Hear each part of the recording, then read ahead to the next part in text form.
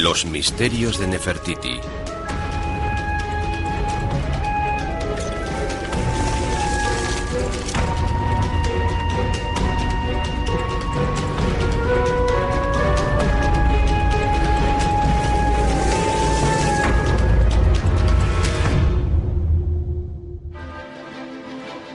Berlín Este, 16 de octubre de 2009. El Neues Museum acaba de ser restaurado y reabre sus puertas. En él se puede contemplar la colección más bella de obras egipcias de toda Alemania.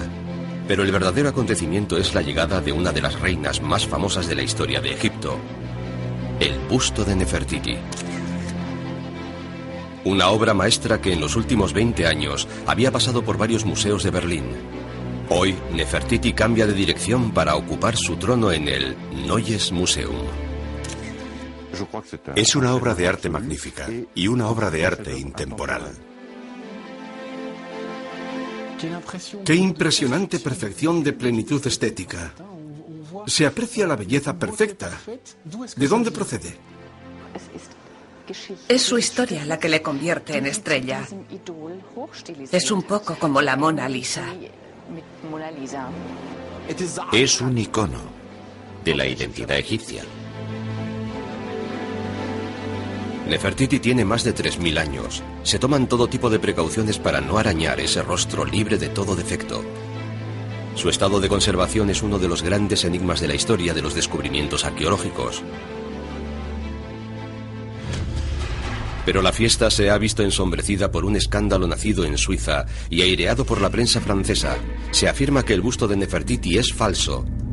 En el origen de la polémica está la investigación llevada a cabo durante 20 años por el historiador Henri Stierlin. No tengo la menor duda de que se trata de una copia, de una falsificación, de una reproducción. Lo primero que levantó las sospechas de este historiador es el estado de conservación tan extraordinario en el que se encontró el busto de Nefertiti. Es una incongruencia. Es algo que no se parece en nada a un busto egipcio de hace 3300 años. Para el historiador Henri Stierlin, el busto de Nefertiti está demasiado bien conservado. Está demasiado, diríamos, nuevo para ser auténtico. Además, el otro busto que se encontró al lado del de Nefertiti, el del faraón Akenatón, su marido, estaba totalmente desfigurado. ¿Cómo explicar que dos bustos que aparecen al mismo tiempo y en el mismo lugar presenten un estado de conservación tan diferente? ¿Es falso el busto de Nefertiti?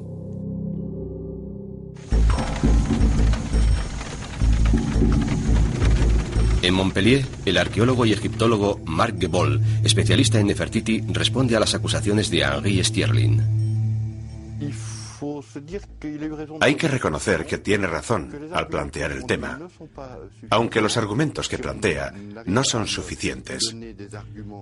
Habría que presentar pruebas científicas más profundas. Así que siempre quedará una pequeña duda. Volvemos a los sótanos del Neues Museum, donde se ha organizado una rueda de prensa. Los periodistas presentes toman notas, pero ni una sola pregunta acerca de las acusaciones sobre la autenticidad del busto. Al otro lado del Rin, dudar del busto de Nefertiti es tabú. El busto descubierto en Egipto hace más de un siglo por el arqueólogo alemán Ludwig Borchardt se ha convertido en un símbolo en Alemania.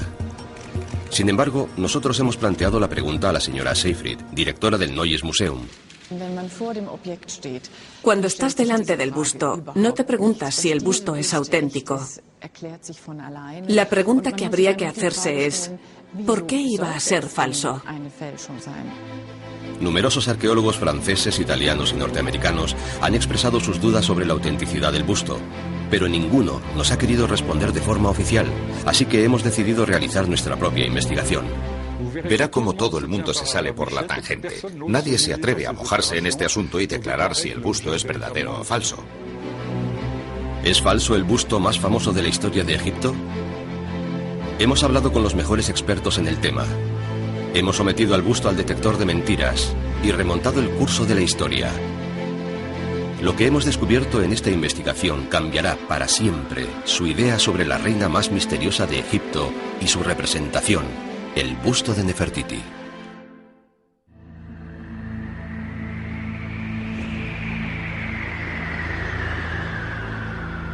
Pero ¿quién fue Nefertiti? He ahí uno de los grandes misterios de la historia de los faraones de Egipto. Varias generaciones de arqueólogos han excavado en todos los monumentos, descifrado todos los jeroglíficos grabados sobre columnas y muros de los templos, intentando descubrir el menor indicio que hablara de su existencia. Para encontrar las primeras pistas sobre la reina Nefertiti, remontaron el curso del Nilo hasta Karnak, uno de los centros religiosos más importantes de Egipto. En este laberinto de templos y columnas encontraron por fin la primera imagen de la reina Nefertiti. Una imagen grabada con delicadeza sobre la piedra de un templo ya desaparecido. Pero de los orígenes de Nefertiti no se sabe nada. Seguramente era egipcia, y lo más importante de todo, fue esposa del famoso faraón de la 18ª dinastía, el gran Akenatón. Nefertiti era la esposa principal de Akenatón. Era la única que tenía derecho a llevar el título de gran esposa del rey. Conocemos a las hermanas de la reina y conocemos a su niñera, pero de la historia de la familia Nefertiti no se sabe nada. Si soy sincero, debo reconocer que no sabemos nada. Es la reina de Egipto de la que existen más representaciones, más documentos que se refieren a ella, pero es de la que menos se sabe.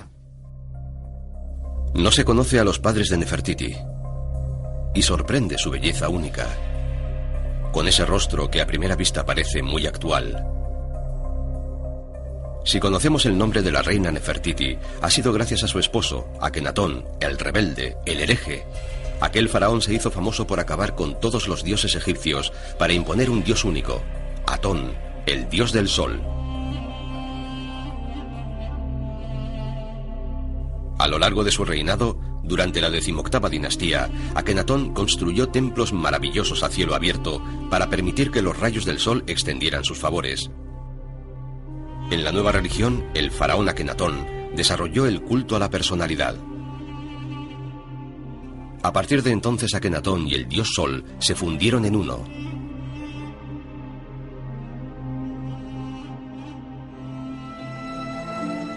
Nefertiti y Akenatón forman también la pareja más romántica de todas las dinastías faraónicas. El amor del uno por el otro comenzó muy pronto. En esta estatua tienen apenas 14 años. Así vio el pueblo por primera vez a estos dos adolescentes, señores de un imperio, cogidos de la mano. En las representaciones se muestran muy enamorados el uno del otro. Lo que resulta sorprendente es ver al rey y a la reina abrazados. Están en el carruaje real y Akenatón abraza a Nefertiti. Nefertiti está a punto de colocar un collar alrededor de Akenatón y aprovecha para robarle un beso. Muestra una gran intimidad que es sin duda reflejo de un gran amor. Akenatón y Nefertiti dejaron la región de Karnak para irse a instalar al centro de Egipto, a Tel el Amarna, en mitad del desierto. Allí construyeron una nueva ciudad real que hicieron llamar Akhet Atón, el horizonte del sol. La pareja más famosa de la historia de Egipto se trasladó a vivir a una ciudad moderna, que se construyó a gran velocidad para acoger a 50.000 habitantes. En la ciudad había gran cantidad de templos, sin tejado, ya que Akenatón y Nefertiti dedicaban buena parte de su tiempo a adorar al dios Sol. Pero el reinado de Nefertiti y Akenatón duró solo 17 años. Después de su muerte, sus sucesores borraron todo rastro de su existencia. Desmontaron los palacios piedra a piedra. En menos de 30 años, la ciudad perdió a todos sus habitantes y volvió a ser desierto.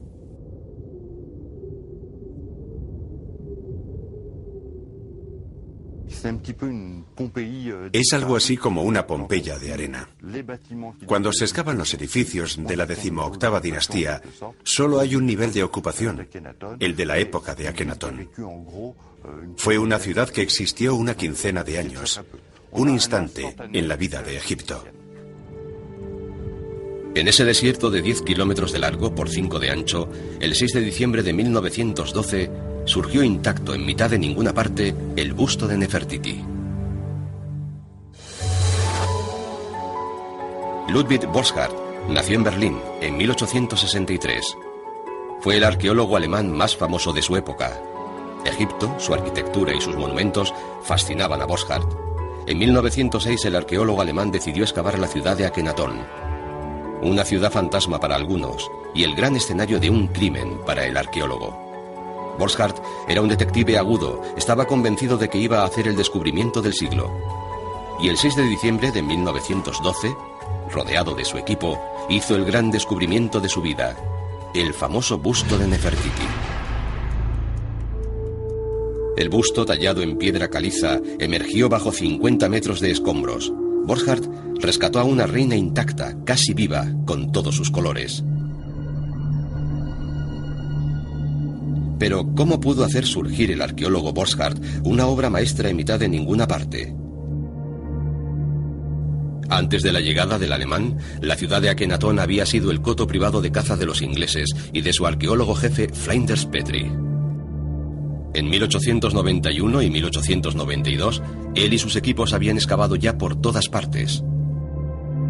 Habían abierto las tumbas, descubierto los frescos magníficos de los altos dignatarios y puesto al día los cimientos del palacio. Pero jamás habían descubierto una obra de arte como Nefertiti. La llegada del arqueólogo alemán Borchardt en 1906 hizo sonreír con sarcasmo a los ingleses. Estaban convencidos de que el alemán iba a fracasar de forma estrepitosa. A finales del siglo XIX, Flinders Petrie ya había dejado de excavar en Tel el Amarna. Para él se había acabado. No había nada más que encontrar. Pero por lo que se sabe, no era ese el caso. Borchardt acudió a Amarna porque le interesaba el urbanismo arqueológico egipcio.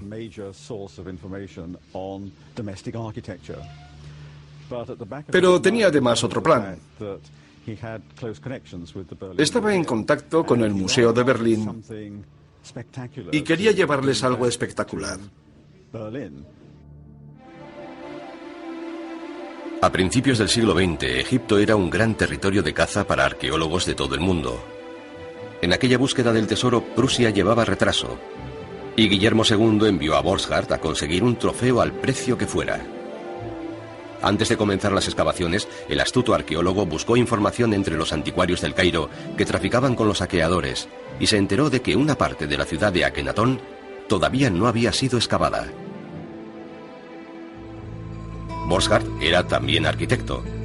Nada más llegar creó un plano de la zona sudeste, el barrio de los artesanos. Una zona en la que ni ingleses ni saqueadores habían buscado. Le interesaba el urbanismo, así que empezaba por los grandes núcleos, que se distinguían en el yacimiento porque formaban montículos. Luego extendió las excavaciones a las zonas de menor importancia. Tuvo la suerte de dar con la casa y el taller del escultor Tutmosis. Aquel fue el momento culminante de sus excavaciones. Gracias a su método, Borchardt identificó con rapidez una zona formada por varios talleres de escultores. Emocionado, el arqueólogo acude al yacimiento y rastrea el terreno palmo a palmo. Y así, detrás de estos hilos, identificó una casa que había pertenecido al jefe de escultores de Akenatón y Nefertiti. Fue la casa en la que Borchardt encontró el busto de Nefertiti.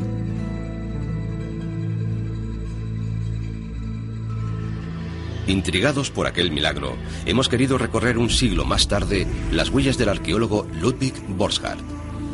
Queremos encontrar la casa en la que se descubrió el busto. Dirección sur, a 5 horas por carretera del Cairo, se encuentra Tel el Amarna, la ciudad fantasma de Akenatón y Nefertiti. Nos acompaña Luc Vautrin, arqueólogo, cazador de falsificaciones y experto en objetos de arte antiguo egipcio en procesos judiciales, y el arqueólogo egipcio Hamada, inspector general del yacimiento arqueológico de Tel el Amarna. Este es el informe oficial de las excavaciones de Borchardt. Es el informe oficial de sus excavaciones. Luc Vautrin ha traído con él un documento excepcional: las notas y los croquis del arqueólogo Ludwig Borchardt. en los que cuenta todo sobre el descubrimiento del busto en 1912. Dicho documento nos va a ayudar a encontrar el lugar exacto en el que se descubrió el busto de Nefertiti.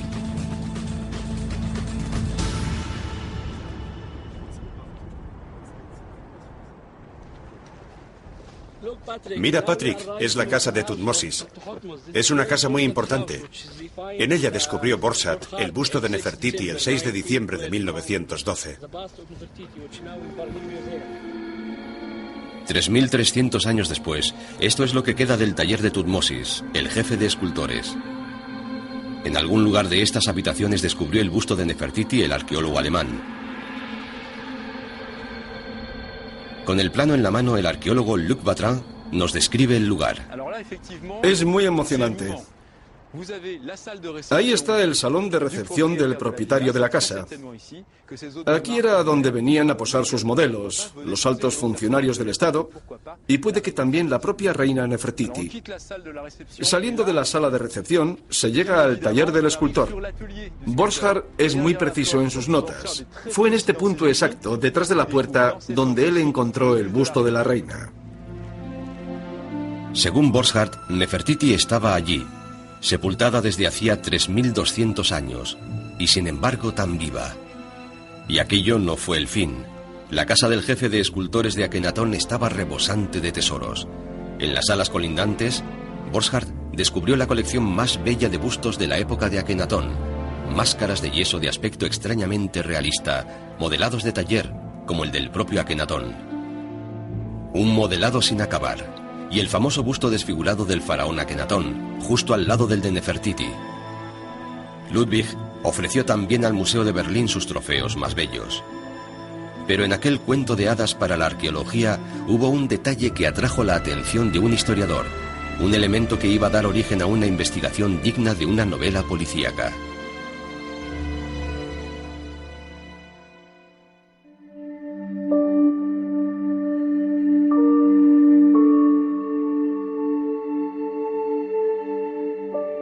En su casa colonial del Cairo, el arqueólogo Ludwig Borchardt tardó extrañamente más de una decena de años en completar el informe sobre sus excavaciones en Tel el Amarna en 1912. Relató la historia del descubrimiento del busto en piedra caliza de Nefertiti y el del otro busto también en piedra caliza que apareció a su lado. El busto del faraón Akenatón, que tenía el rostro destrozado. En sus apuntes topográficos, Borchardt dejó anotado con cuidado el emplazamiento del busto de Nefertiti y dibujó también con detalle el emplazamiento del busto de Akenatón. Según los planos del arqueólogo, el busto de Nefertiti estaba apoyado sobre un estante en un rincón del taller. El busto de Akenatón, Borchardt lo encontró en el suelo, al entrar a la izquierda. Luego el tiempo hizo su trabajo.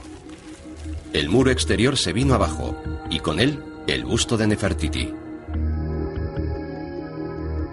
El de Akenatón se encontró en varios pedazos, mientras que el de Nefertiti, que estaba a su lado, se encontraba intacto, como si acabara de salir del taller del escultor. Extraño. Ese relato es una superchería, una invención de Borchardt.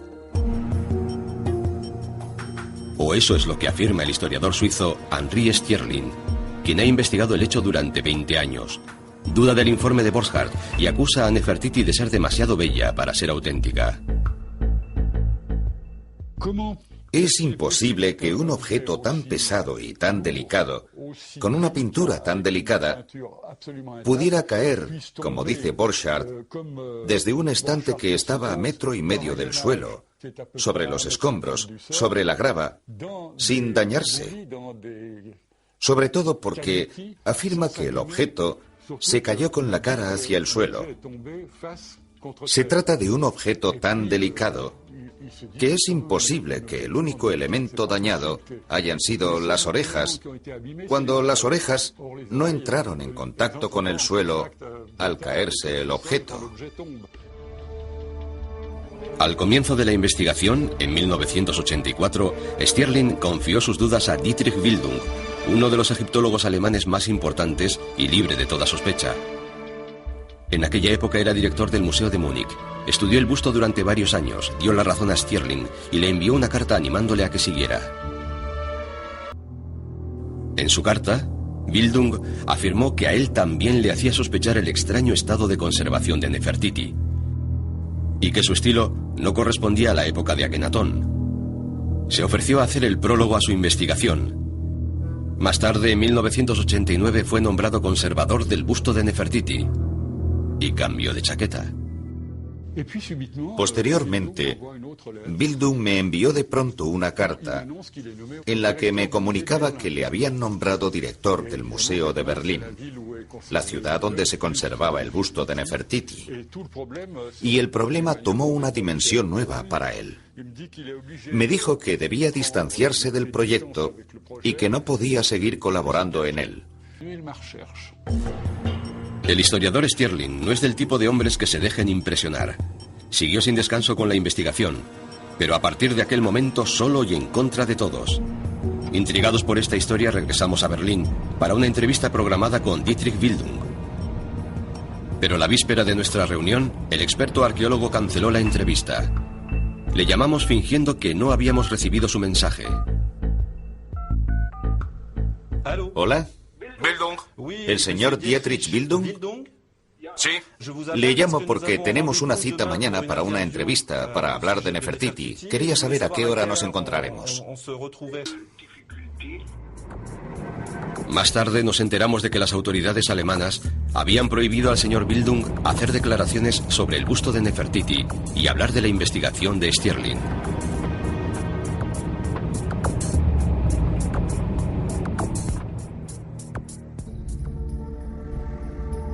Para el historiador, el busto de la reina podría ser el fruto de un experimento.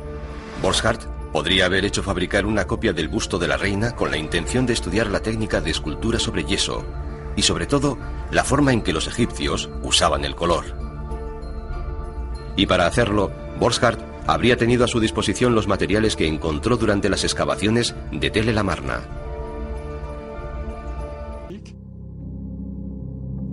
Como este busto, un modelado auténtico sin acabar de Nefertiti, que también se encontró en el taller de Tutmosis, el escultor de Akenatón.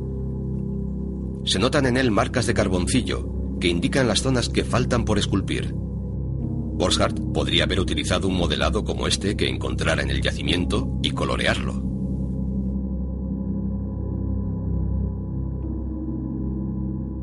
Borchardt, en sus cuadernos de excavación, nos dice con claridad que ha encontrado gran cantidad de pigmentos que están en condiciones de ser usados.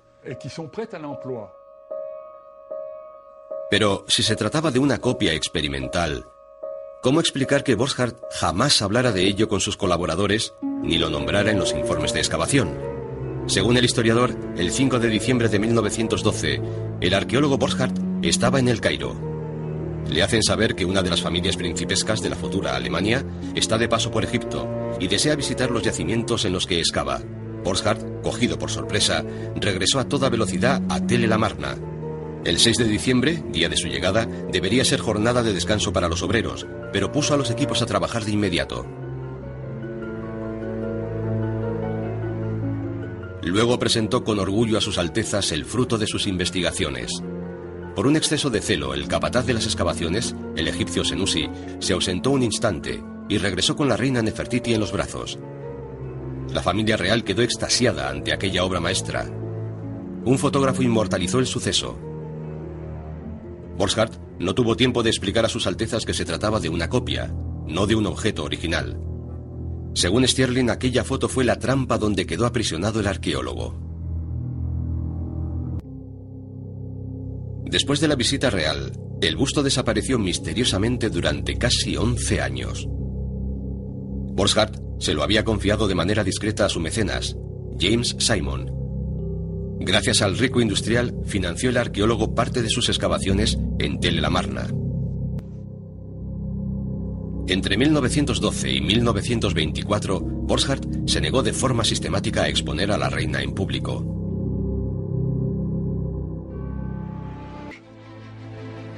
Nefertiti tuerta, un crimen de lesa majestad, un sacrilegio perpetrado a la imagen faraónica de la gran reina de Egipto. Para verificar este argumento acudimos a la Universidad de Lieja, Bélgica, para hablar con Dimitri Labourie, uno de los mayores expertos en historia del arte y arqueología del Egipto faraónico. Nos dio su opinión sobre el tema. Para el profesor Labourie, el busto, al igual que los demás bustos reales, era una herramienta de comunicación. La representación oficial de la reina Nefertiti debía ser reconocida de inmediato por los sacerdotes y ciudadanos de todo Egipto. Era una especie de emblema faraónico. Respecto al ojo tuerto, que extraña al historiador Henri Stierlin, según los expertos, serviría de modelo para indicar la forma y profundidad exacta que necesitaba el escultor para incrustar luego correctamente los ojos de Nefertiti. Para Dimitri Labourie, el busto real era un modelado de taller típico del estilo de la familia de Akenatón.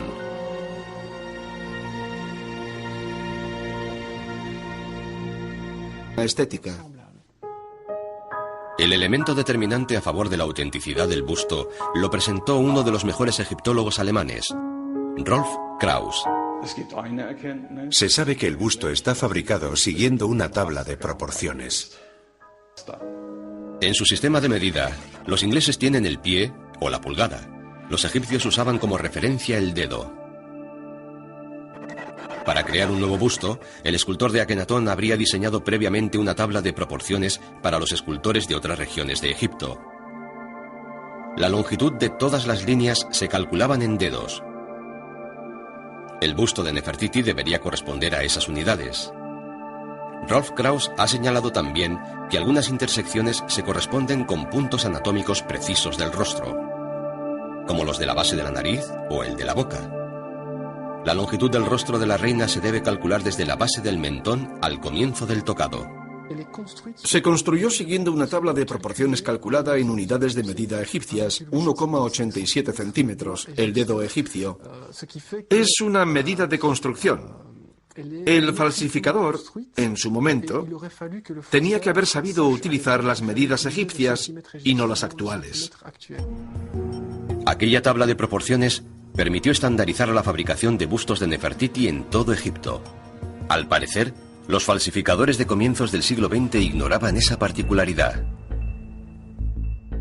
Pero hay otra anomalía que hace pensar al historiador que el busto es una falsificación: los hombros cortados de forma vertical.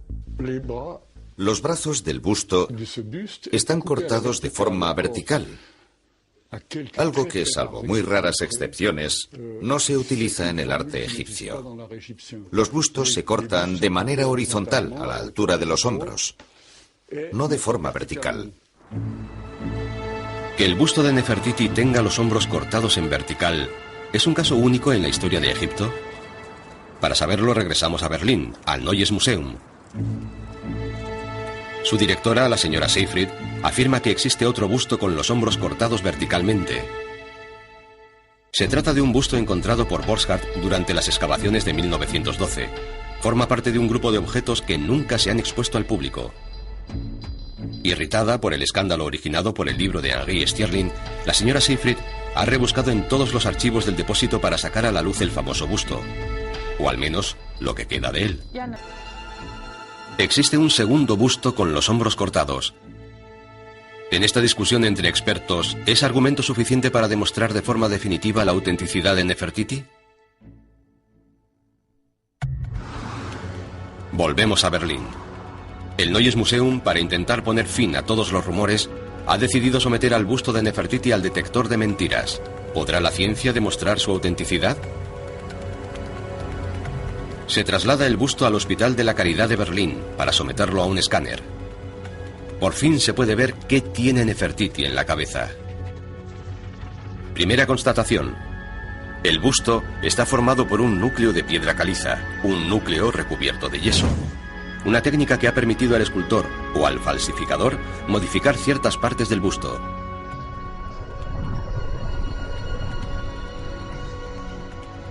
Lo que significa que Nefertiti ha sido retocada.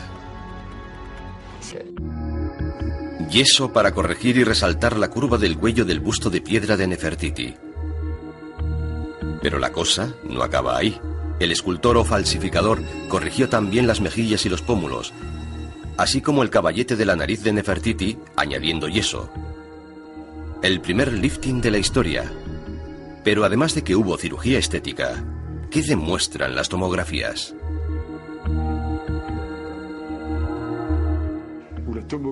La tomografía no sirve para demostrar nada. Cortando secciones del interior del objeto, no se puede saber cuándo fue fabricado. Para lo único que sirve es para saber que el objeto tiene un núcleo de piedra y una envoltura de yeso que ha sido moldeada, pero no se puede saber en qué momento ocurrió. No puedo decir, basándome en este método, que el busto tenga 3.300 años de edad. Nos queda la capa de yeso aplicada al busto de piedra de Nefertiti. ¿Es el yeso de la época de Akenatón? Los alemanes han extraído una muestra del yeso del busto de Nefertiti para que la analice un químico especialista en objetos egipcios. En otras palabras, el yeso que recubre el busto de Nefertiti es el que utilizaban los egipcios hace 3.000 años. Por consiguiente, un falsificador no podría conocer la composición del yeso. Queda la posibilidad de que utilizara yeso encontrado en la excavación en 1912. Una pregunta que por el momento no tiene respuesta. Queda una última posibilidad para identificar a Nefertiti gracias a la ciencia: los pigmentos que dan ese aspecto tan vivo a la reina. Los pigmentos que imitan a la perfección el color de la piel y hacen que su boca resulte tan sensual. En el arte egipcio hay 4 colores dominantes: el azul, el verde, el ocre y el amarillo. Las técnicas de uso y mezclado de los pigmentos utilizados por los artistas egipcios eran distintas en cada dinastía. ¿Se puede confirmar la autenticidad del busto analizando los pigmentos encontrados en Tel el Amarna? Pero ahí también pudo hacer trampa el falsificador. Recordemos que cuando descubrió a Nefertiti, Borchardt encontró un pequeño tesoro en el taller de Tutmosis. Pigmentos de todos los colores: amarillo, ocre tirando a rojo, ocre claro e incluso el famoso azul lapislázuli. Pigmentos suficientes para colorear a una reina. Entonces, ¿Nefertiti es auténtica o es falsa? Por un lado, los expertos no tienen duda alguna. Los análisis históricos y científicos son categóricos. Los materiales son auténticos. Pero hay un problema, una contradicción, una duda. Ninguno de los materiales de los que está formada permiten determinar su edad. Ningún experimento científico permite de momento fechar una escultura en piedra. La reina policromada de la eterna juventud continuará desafiando a la ciencia durante muchos años y, como todas las grandes damas de la historia, oculta su edad. A comienzos del siglo XX, los burgueses, apasionados por Egipto, jugaban a exploradores y seguían las huellas de los arqueólogos. El descubrimiento del busto de Nefertiti por el arqueólogo Ludwig Borchardt desató un gran entusiasmo por los objetos de la época de Akenatón. Pero por desgracia, escaseaban en el mercado, lo que animó a los falsificadores a ponerse a trabajar.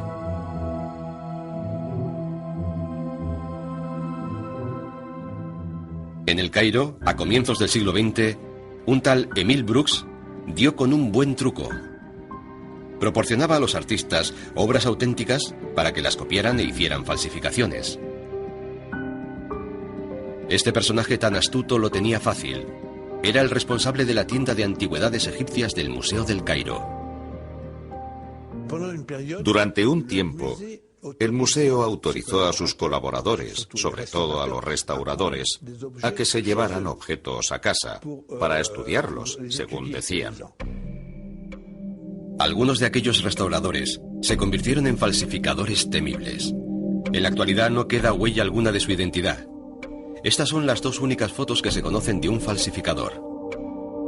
Son de hacia 1910. Se trata de un maltés llamado Paolo Dingli, pintor, escultor y falsificador en sus ratos libres, que ejercía su arte a domicilio. Hay una pequeña anécdota que quizás tenga importancia. Ludwig Borchardt lo visitaba con frecuencia. Una de las misiones de Borchardt era ocuparse de las compras para las colecciones de los museos alemanes.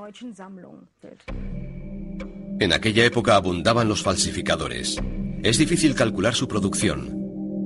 Y la pregunta lógica que surge es: ¿hay todavía falsificaciones de aquella época expuestas en los museos? No existe un museo en el mundo que no tenga falsificaciones.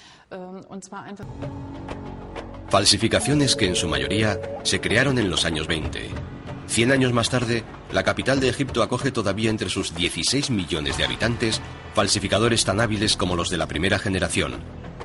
Para intentar encontrarlos, nos hemos puesto en contacto con uno de ellos. Nos acompaña Luc Batra, arqueólogo y cazador de falsificaciones.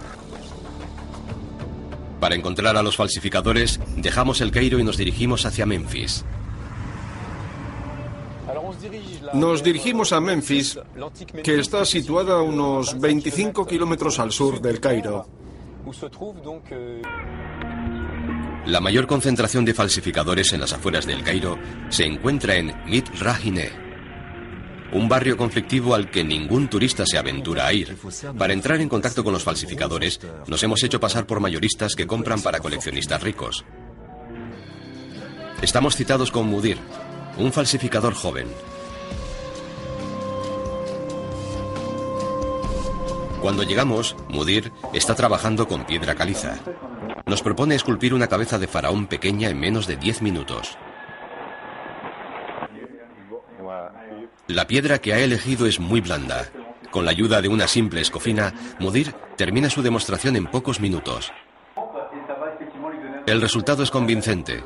No queremos ni imaginar lo que podría hacer este joven escultor en 2 meses de trabajo, copiando obras originales en granito o diorita. Para convencernos de que podría formar parte de nuestros falsificadores, Mudir nos muestra un busto de granito rosa en el que trabaja en este momento y que ha copiado de una foto. La piedra que utiliza Mudir tiene 3000 años de antigüedad. Puede hacer que hasta los mejores expertos se equivoquen. Pero ¿de dónde procede? ¿Cómo es posible conseguir una piedra de la época de los faraones? La respuesta está a unos cientos de metros de la casa de Mudir, las ruinas de un templo de la época de Ramsés II. ¿Es el único vestigio de Ramsés II? No es el único, es una de las partes del gran templo de Pad, de la época ramésida. En pleno centro de Mit Rahine, este yacimiento abandonado y sin vigilancia es una mina para los falsificadores.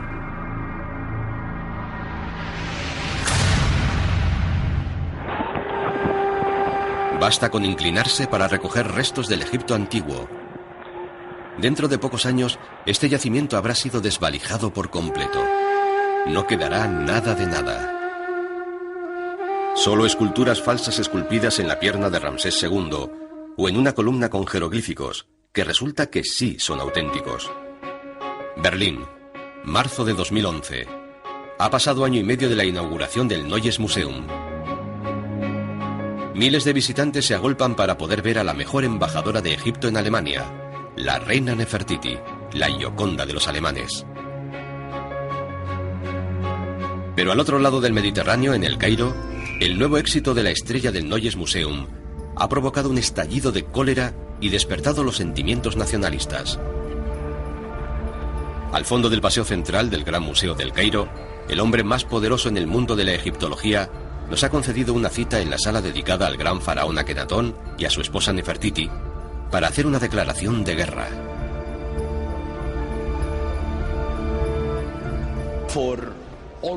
Hace más de 2 años que investigamos hasta conseguir pruebas de que el busto de Nefertiti que hay en Berlín había sido sacado de forma ilegal de Egipto. El busto de Nefertiti debería estar en este museo, no en Berlín. ¿Robaron los alemanes el busto de Nefertiti? ¿Por qué pronuncia Zahi Hawass una acusación tan grave? A comienzos del siglo XX, los resultados de las excavaciones se repartían a partes iguales entre Egipto y los arqueólogos. Según Zahi Hawass, ministro egipcio de antigüedades, Ludwig Borchardt hizo trampas en lo concerniente a la reina Nefertiti. En enero de 1913, el Servicio de Antigüedades egipcio pidió a un francés, Gustave Lefebvre, que avalara el reparto de los tesoros excavados por Borchardt. Fue él quien decidió dar la reina Nefertiti a los alemanes, una decisión incomprensible.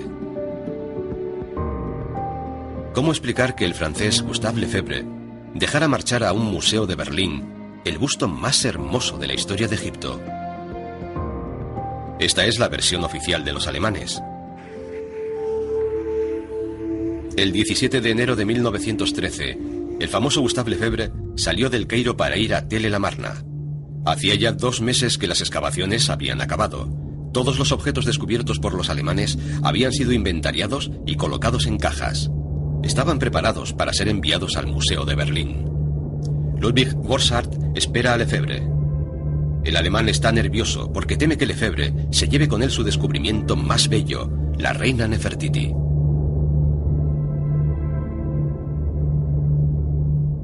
¿Qué pasó aquella tarde? Lo sabemos gracias al testimonio de un colega de Borchardt, Bruno Guterbock, que fue testigo de todo el proceso del reparto y lo relató en una carta.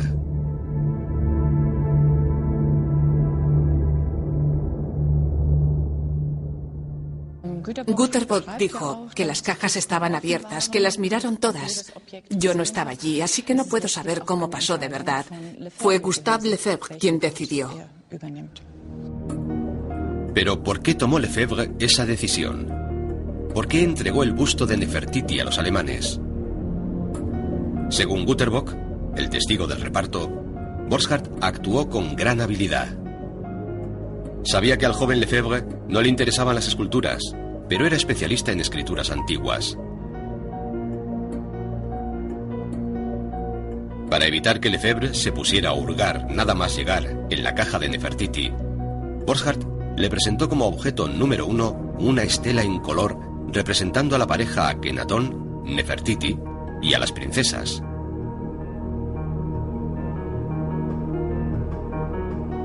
Lefebvre se colocó encima para estudiar los jeroglíficos. Después, según el testigo de los hechos, Borchardt presentó a Lefebvre no los objetos que había excavado, sino fotos en blanco y negro. Fotos de esculturas, de bustos de princesas y una foto de la reina Nefertiti. Un retrato tan majestuoso y real que era inimaginable que Lefebvre no hubiera reconocido a la reina. El hombre que hace saltar el escándalo es Rolf Krauss, exconservador del Museo Egipcio de Berlín. Ha decidido contar toda la verdad sobre el reparto. Afirma que Lefebvre jamás examinó el contenido de las cajas y que la foto que le presentaron no era de la reina Nefertiti, sino otra foto. ¿Pero cuál? Lo que Lefebvre vio en la foto fue a la reina privada de su tocado y de su collar, por lo que parecía una princesa. Lefebvre tuvo la posibilidad de juzgar las piezas sacando los objetos de las cajas. Si hubiera tenido reflejos, habría descubierto el magnífico busto de Nefertiti. Según el arqueólogo Rolf Krauss, el busto de Nefertiti debería estar en el Museo del Cairo. Pero nos faltaba una prueba definitiva. Vamos a aportar un documento de 1913. Se trata de un documento excepcional. Es la lista oficial de los objetos excavados por Borchardt en 1912, escrita a mano por Gustave Lefebvre. En la columna de la izquierda se detallan los objetos elegidos por Lefebvre para el Museo del Cairo. El objeto número 1 es la famosa estela pintada representando a Amenofis IV, a Akenatón y a la reina Nefertiti jugando con las princesas. En la columna de la derecha, la de los objetos destinados al Museo de Berlín, el objeto número 1 es un busto. Pero no el de una reina, sino un busto en yeso pintado de una princesa de la familia real. La reina Nefertiti nunca existió de forma oficial en el reparto más controvertido de la historia de Egipto.